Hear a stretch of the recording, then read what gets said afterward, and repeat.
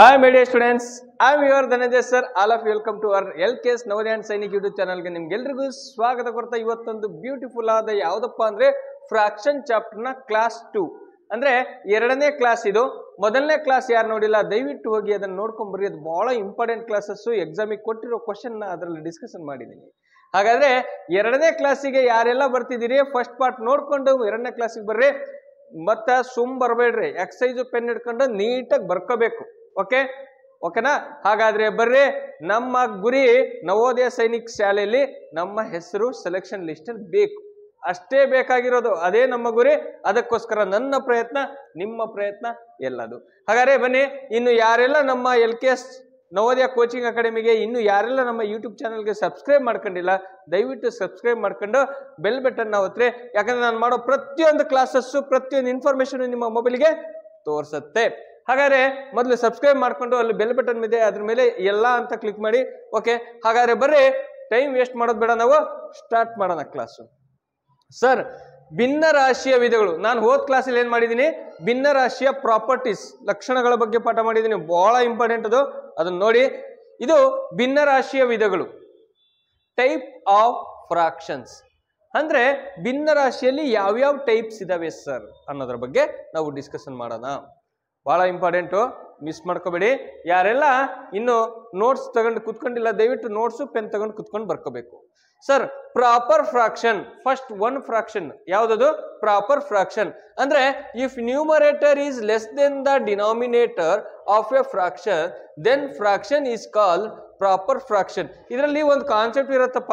ಭಿನ್ನರಾಶಿ ಸಂಖ್ಯೆ ಅಂದ್ರೆ ಏನಿಲ್ಲ, ನ್ಯೂಮರೇಟರ್ ಮತ್ತು ಡಿನಾಮಿನೇಟರ್ ಎರಡು ಇರ್ತವೆ. ಓಕೆನಾ? ಇಲ್ಲಿ ನೋಡಿ, ಮೇಲಿರೋ ಸಂಖ್ಯೆನ ನಾವು ನ್ಯೂಮರೇಟರ್ ಅಂತ ಕರಿತೀವಿ, ಕೆಳಗಿರೋ ಸಂಖ್ಯೆನ ನಾವು ಡಿನಾಮಿನೇಟರ್ ಅಂತ ಕರಿತೀವಿ. ಸರ್, ಹಾಗಾದ್ರೆ ನಾವು ಕನ್ನಡ ಮೀಡಿಯಂ ನಮಗೂ ಹೇಳ್ರಿ ಸರ್ ಅಂದ್ರೆ ಇಲ್ಲಿದೆ ನೋಡಿ, ಸಮಭಿನ್ನ ರಾಶಿ. ಸಮಭಿನ್ನ ರಾಶಿ ಅಂದ್ರೆ ಏನು? ಅಂಶವು ಛೇದಕ್ಕಿಂತ ಚಿಕ್ಕದಾಗಿದ್ದರೆ numerator is less than the denominator.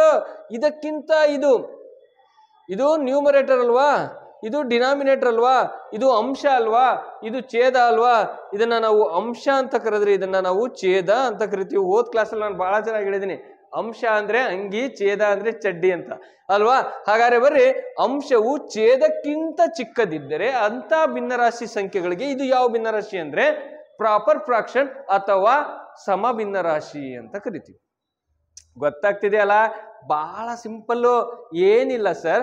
ಒಂದು ಭಿನ್ನರಾಶಿ ಸಂಖ್ಯೆ ಇದೆ, ಆ ಸಂಖ್ಯೆಯಲ್ಲಿ ಮೇಲ್ಗಡೆದು ಅಂಶ, ಕೆಳಗಡೆದು ಛೇದ. ಅಂಶವು ಛೇದಕ್ಕಿಂತ ಚಿಕ್ಕದಾಗಿರಬೇಕು. ಅಂಶ ಏನಾಗಿರ್ಬೇಕಂತೆ?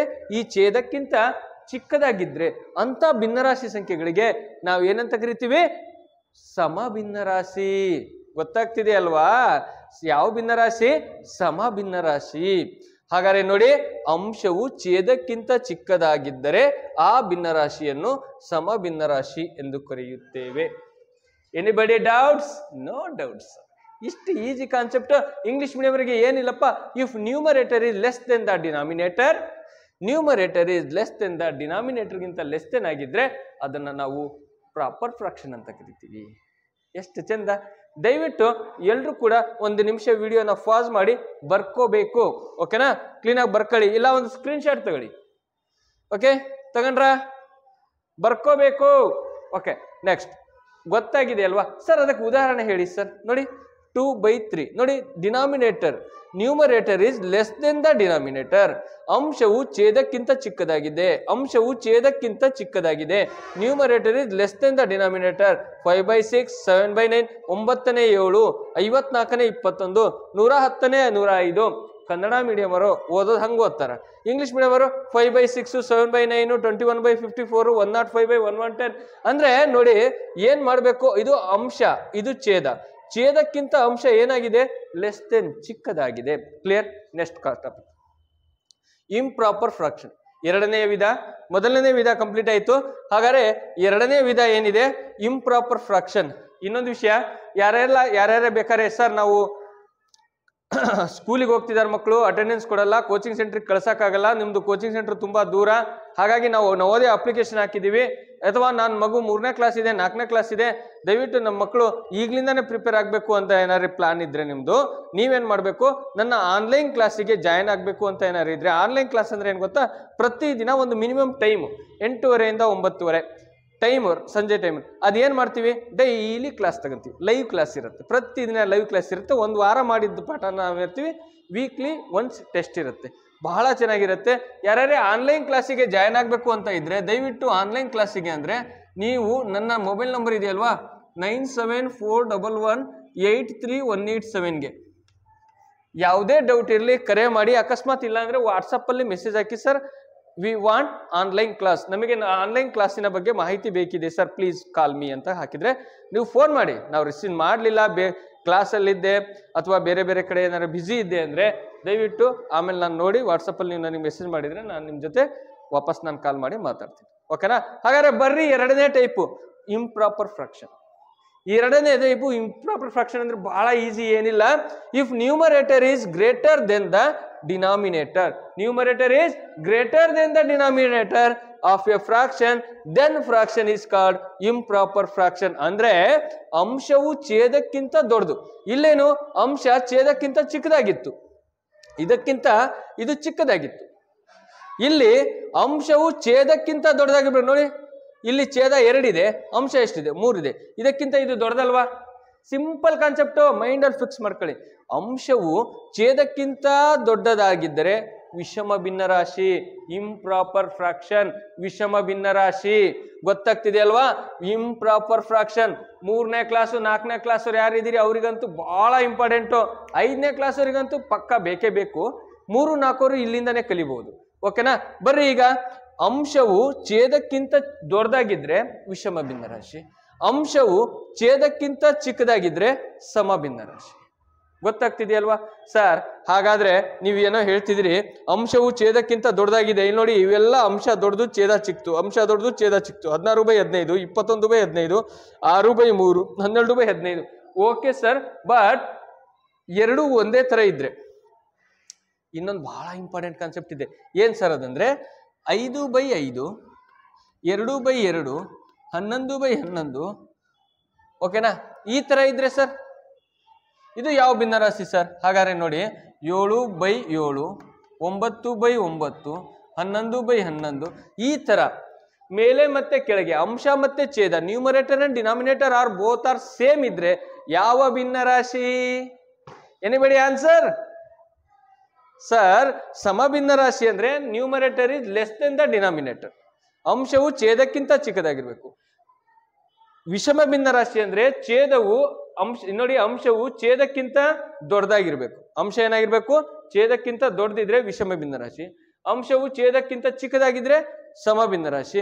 ಎರಡು ಸಮ ಇದ್ರೆ 7/7, 9/9, 11/11 ಇದ್ರೆ ಯಾವ ಭಿನ್ನರಾಶಿ? Anybody answer? ಹೇಳ್ತೀರಾ ಯಾರ? ಹೌದು ಸರ್, ಅದು ರೈಟ್. ಯಾವುದು? ಸಮ ಅಲ್ಲ, ವಿಷಮ ಭಿನ್ನರಾಶಿ. ಅದು ಯಾವ ಭಿನ್ನರಾಶಿ? ವಿಷಮ ಭಿನ್ನರಾಶಿ. Denominator, numerator is greater than the denominator are equal the denominator. ಇದು ಪಾಯಿಂಟ್ ಬೇಕು ಅಂತಾನೆ ನಾನು ಇದ್ರೊಳಗೆ ಬಿಟ್ಟಿದ್ದೀನಿ. ಎಕ್ಸಾಮಿಗೆ ಏನಾರೇ ಕೇಳಿದ್ರೆ ನೀವು ಪಕ್ಕ ಆನ್ಸರ್ ಮಾಡಿ. ಅದು ವಿಷಮ ಭಿನ್ನರಾಶಿ. ಯಾವ ಭಿನ್ನರಾಶಿ? ಇದರ ಜೊತೆಗೆ ನೀವೇನ್ ಮಾಡ್ಬೇಕಾಗತ್ತೆ? ಕೆಲವೊಂದು ಉದಾಹರಣೆಗಳನ್ನ ಬರ್ಕೋಬೇಕಾಗತ್ತೆ.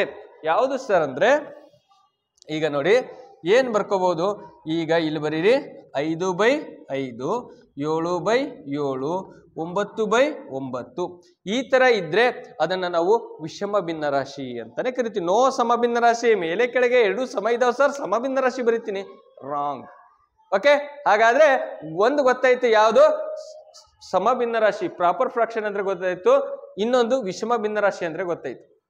Numerator is less than the denominator, ಸಮ ಭಿನ್ನರಾಶಿ. Numerator is greater than the denominator, ವಿಷಮ ಭಿನ್ನರಾಶಿ. Numerator and denominator are both are same, ವಿಷಮ ಭಿನ್ನರಾಶಿ. ಇಷ್ಟು ಗೊತ್ತಾಯ್ತಲ್ವಾ? ಅಂಶವು ಛೇದಕ್ಕಿಂತ ಚಿಕ್ಕದಿದ್ರೆ ಸಮ ಭಿನ್ನರಾಶಿ, ಅಂಶವು ಛೇದಕ್ಕಿಂತ ದೊಡ್ಡದಿದ್ರೆ ವಿಷಮ ಭಿನ್ನರಾಶಿ. ಅಂಶ ಮತ್ತೆ ಛೇದ ಎರಡೂ ಸೇಮ್ ಇದ್ರು ಅದು ವಿಷಮ ಭಿನ್ನರಾಶಿ. ಕ್ಲಿಯರ್? ಹಾಗಾದ್ರೆ ಬನ್ನಿ ನೆಕ್ಸ್ಟ್ ಮೂರನೆಯ ವಿಧ, ಭಿನ್ನರಾಶಿಯ ಮೂರನೇ ವಿಧ ಯಾವುದು ಅಂತ ನೋಡೋಣ. ಓಕೆ, ಭಿನ್ನರಾಶಿಯ ಮೂರನೇ ವಿಧ ಯಾವುದು ಅಂದ್ರೆ ಮಿಕ್ಸ್ಡ್ ಫ್ರಾಕ್ಷನ್. ಮಿಕ್ಸ್ಡ್ ಫ್ರಾಕ್ಷನ್ ಅಂದ್ರೆ ಏನಪ್ಪಾ? ಮಿಕ್ಸ್ ಆಗಿರುತ್ತೆ ಸರ್ ಫ್ರಾಕ್ಷನ್. ಏನ್ ಮಿಕ್ಸ್ ಆಗಿರುತ್ತೆ? ಬನ್ನಿ ಹಾಗಾದ್ರೆ A fraction with N integer part, A fraction with N integer part and A fractional part is called mixed fraction. ಇಲ್ಲಿ ನೋಡಿ, ಒಂದು ಪೂರ್ಣಾಂಕ ಮತ್ತು ಒಂದು ಭಿನ್ನರಾಶಿಯನ್ನು ಹೊಂದಿರುವ ಭಿನ್ನರಾಶಿಯನ್ನು ಮಿಶ್ರ ಭಿನ್ನರಾಶಿ ಅಂತ ಕರಿತೀವಂತೆ. ಹಾಗಾದ್ರೆ ಬನ್ನಿ, 5/1/2 ನೋಡಿ, ಇಲ್ಲಿ ಒಂದು ಪೂರ್ಣಾಂಕ, ಇಲ್ಲಿ ಒಂದು ಭಿನ್ನರಾಶಿ. ಇವೆರಡನ್ನು ನಾವು ಯಾವ ಭಿನ್ನರಾಶಿ ಅಂತ ಕರಿತೀವಿ? ಮಿಕ್ಸ್ಡ್ ಫ್ರಾಕ್ಷನ್ ಅಥವಾ ಮಿಶ್ರ ಭಿನ್ನರಾಶಿ ಅಂತ ಕರಿತೀವಿ. ಸರ್ ಏನ್ ಸರ್ ಹಂಗಂದ್ರೆ, ಈಗ ನೋಡಿ, ನಾನು ಫಾರ್ ಎಕ್ಸಾಂಪಲ್ 5.65 ಅಂತ ಇರುತ್ತೆ. ಈ ಪಾಯಿಂಟ್ ಅನ್ನ ನಾವು ದಶಮಾಂಶ ಬಿಂದು ಅಥವಾ ದಶಾಂಶ ಬಿಂದು ಅಂತ ಕರಿತೀವಿ. ಈ ಕಡೆ ಒಂದು ಪಾರ್ಟು, ಆ ಕಡೆ ಒಂದು ಪಾರ್ಟು, ಈ ಕಡೆ ಬರುತ್ತಲ್ಲ, ಇದನ್ನ ನಾವು ಡೆಸಿಮಲ್ ಪಾರ್ಟ್ ಅಂತ ಕರಿತೀವಿ. ಯಾವ್ದಿದು?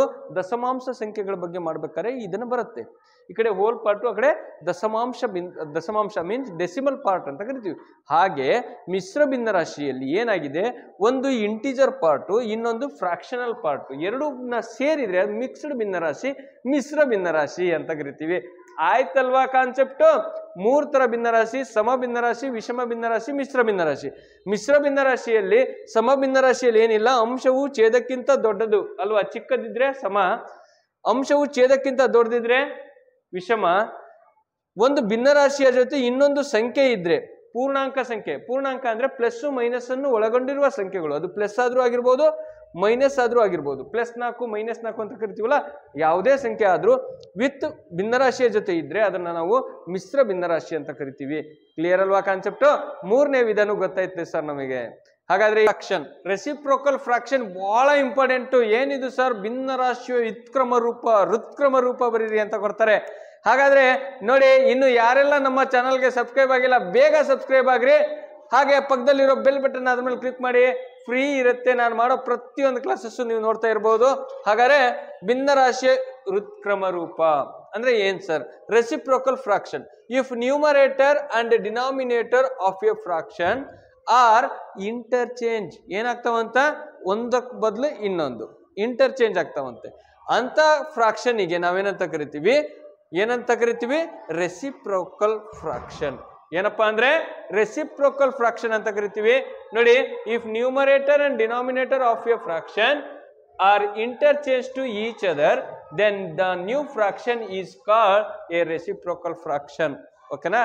ಹಾಗಾದ್ರೆ ಭಿನ್ನರಾಶಿಯ ಹೃತ್ಕ್ರಮ ಅಂದ್ರೆ ಭಿನ್ನರಾಶಿಯ ಅಂಶ ಮತ್ತು ಛೇದ ಅದಲು ಬದಲು ಮಾಡಿದಾಗ, ಭಿನ್ನರಾಶಿಯ ಅಂಶ ಮತ್ತೆ ಛೇದನ ಏನ್ ಮಾಡಿದಾಗ ಅದಲು ಬದಲು ಮಾಡಿದಾಗ ದೊರೆಯುವ ಭಿನ್ನರಾಶಿಯು ಕೊಟ್ಟ ಭಿನ್ನರಾಶಿಯ ಹೃತ್ಕ್ರಮ ರೂಪ ಎನ್ನುವರು.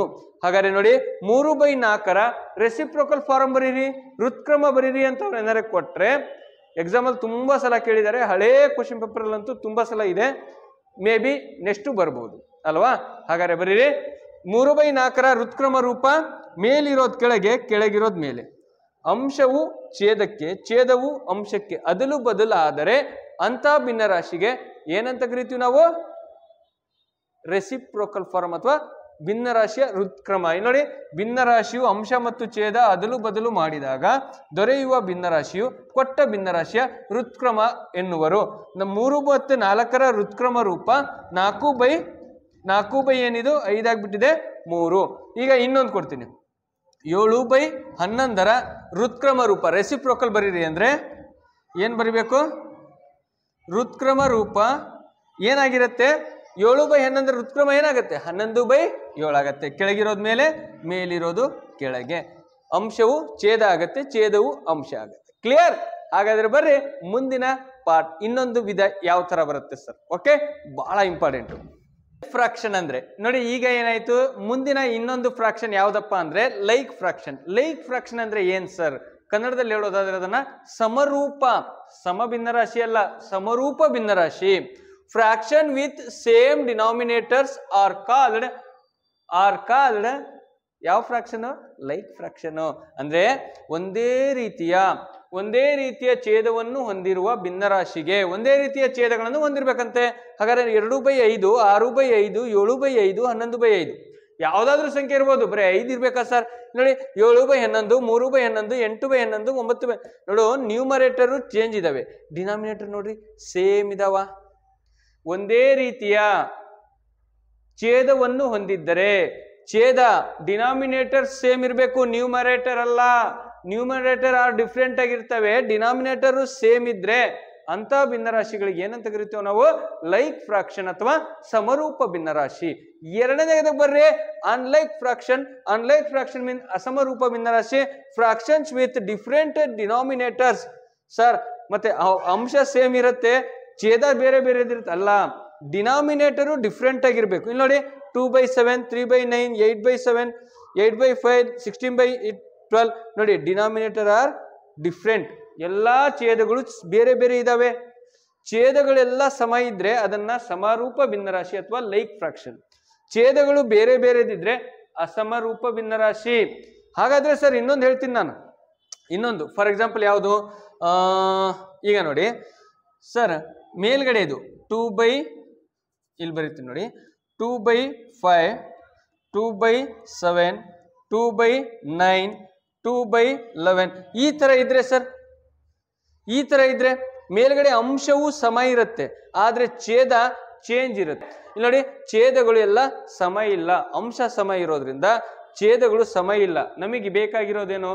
ಛೇದಗಳು ಸಮ ಇದ್ರೆ, ಒಂದೇ ಸಂಖ್ಯೆಗಳಿದ್ರೆ ಲೈಕ್ ಫ್ರಾಕ್ಷನ್, ಛೇದಗಳು ಸಮ ಇಲ್ಲ ಅಂದ್ರೆ ಅನ್ಲೈಕ್ ಫ್ರಾಕ್ಷನ್. ಸರ್ ಮತ್ತೆ ಅಂಶ ಸಮ ಇದೆ ಅಲ್ವಾ? ನೋ, ಅಂಶ ಸರಿ ಸಮವಿದ್ರೂ ಛೇದಗಳು ಸಮ ಇದ್ರೆ ಮಾತ್ರ ಲೈಕ್ ಫ್ರಾಕ್ಷನ್. ಓಕೆನಾ? ಛೇದಗಳು ಸಮ ಇಲ್ಲ ಅಂದ್ರೆ ಅನ್ಲೈಕ್ ಫ್ರಾಕ್ಷನ್. ಜಸ್ಟ್ ಇಷ್ಟು ನೆನ್ಪಿಟ್ಕೊಳ್ಳಿ, ಗೊತ್ತಾಗ್ತಿದೆಯಲ್ವಾ? ಈಸಿಯಾಗಿ ಕಲಿಬೇಕು. ಲೈಕ್ ಫ್ರಾಕ್ಷನ್ ಅಂದ್ರೆ ಛೇದಗಳು, ಕೊಟ್ಟಿರುವ ಭಿನ್ನರಾಶಿಯ ಛೇದಗಳು ಸಮ ಇದ್ರೆ ಲೈಕ್ ಫ್ರಾಕ್ಷನ್, ಕೊಟ್ಟಿರುವ ಭಿನ್ನರಾಶಿಯ ಛೇದಗಳು ಸಮ ಇಲ್ವಾ, ಹಾಗಾದ್ರೆ ಅದನ್ನ ಅನ್ಲೈಕ್ ಫ್ರಾಕ್ಷನ್ ಅಂತ ಕರಿತೀವಿ. ನೋಡಿ 11/2, 4/5, 6/7, 9/8 ಇದು ಸಹ ಉದಾಹರಣೆ. 2/5, 2/7, 2/9, 2/2 ಇವೆಲ್ಲ ಕೂಡ ಅಸಮರೂಪ ಭಿನ್ನರಾಶಿ, ಇವು ಸಮರೂಪ ಭಿನ್ನರಾಶಿ. Like fraction and unlike. Clear? ಅರ್ಥ ಆಗಿದೆ ಅಂತ ಅನ್ಕೊಂಡಿನಿ. ಇವತ್ತು ಮಾಡಿರುವಂತ ನಾವು ಒಟ್ಟು ಎಷ್ಟು ಭಿನ್ನರಾಶಿಯ ವಿಧಗಳು ಏನಿದಾವೆ ಇವಿಷ್ಟು ಬಹಳ ಇಂಪಾರ್ಟೆಂಟು. ನೆಕ್ಸ್ಟ್ ಏನಕ್ಕೆ ಇಂಪಾರ್ಟೆಂಟ್ ಅಂದ್ರೆ, ನಾವು ಲೆಕ್ಕ ಮಾಡ್ಬೇಕಂದ್ರೆ ಮುಂದಿನ ಲೆಕ್ಕಗಳನ್ನು ನಾವು ಮಾಡ್ತಾ ಹೋದಂಗೆ ಬೇಸಿಕ್ ಇಲ್ಲ ಅಂದ್ರೆ ಫೌಂಡೇಶನ್ ಕಟ್ಟಕ್ಕಾಗಲ್ಲ. ಫೌಂಡೇಶನ್ ಗಟ್ಟಿ ಇಲ್ಲ ಅಂದ್ರೆ ಮೇಲ್ಗಡೆ ಬಿಲ್ಡಿಂಗ್ ಸ್ಟ್ರಕ್ಚರ್ ಕಟ್ಟಕ್ಕಾಗಲ್ಲ ಅಲ್ವಾ? ಹಾಗಾದ್ರೆ ನಾವೀಗೇನ್ ಮಾಡ್ಬೇಕು? ಭಿನ್ನರಾಶಿಯಲ್ಲಿ ವೆರಿ ಇಂಪಾರ್ಟೆಂಟ್ ಬೇಸಿಕ್ ಅನ್ನ ನಾನು ಇವತ್ತು ಹೇಳ್ಕೊಟ್ಟಿದ್ದೀನಿ. ನಾಳೆಯಿಂದ ನಾನೇನ್ ಮಾಡ್ತೀನಿ? ಕ್ಲಾಸಸ್ಗಳನ್ನು ಮಾಡ್ತೀನಿ, ಯಾವುದು ಪ್ರಾಬ್ಲಮ್ಸ್ಗಳನ್ನು ಮಾಡ್ತೀನಿ, ಎಕ್ಸಾಮಲ್ಲಿ ಯಾವ್ಯಾವ ಥರ ಬರ್ತವೆ ಇವು ಗೊತ್ತಿಲ್ಲ ಅಂದರೆ ಅಲ್ಲಿ ಅದು ಅರ್ಥ ಆಗಲ್ಲ. ಅದಕ್ಕೆ ಇಂಪಾರ್ಟೆಂಟ್ ಆಗಿ ನಾವು ಇದನ್ನು ಫಸ್ಟ್ ಬೇಸಿಕ್ಕನ್ನು ನಾನು ಹಾಕ್ಕೊಟ್ಟಿನಿ. ಬೇಸಿಕ್ ಸ್ಟ್ರಾಂಗ್ ಇತ್ತು ಅಂದರೆ ಎಂಥ ಪ್ರಾಬ್ಲಮ್ ಕೊಟ್ಟರು ನೀವು ಮಾಡ್ತೀರಾ. ಯಾವ ಥರ ಪ್ರಾಬ್ಲಮ್ಸ್ಗಳು ಎಕ್ಸಾಮಿಗೆ ಬರ್ತವೆ ಪ್ರತಿಯೊಂದನ್ನು ನಾನು ನಿಮಗೆ ಕಳಿಸ್ಕೊಡ್ತಾ ಇರ್ತೀನಿ. ಇನ್ನೂ ಯಾರೆಲ್ಲ ನಮ್ಮ ಚಾನಲ್ಗೆ ಸಬ್ಸ್ಕ್ರೈಬ್ ಆಗಿಲ್ಲ ಬೇಗ ಸಬ್ಸ್ಕ್ರೈಬ್ ಆಗಿರಿ, ಆ ಪಕ್ಕದಲ್ಲಿರೋ ಬೆಲ್ ಬಟನ್ನ ಕ್ಲಿಕ್ ಮಾಡಿರಿ. ಓಕೆನಾ?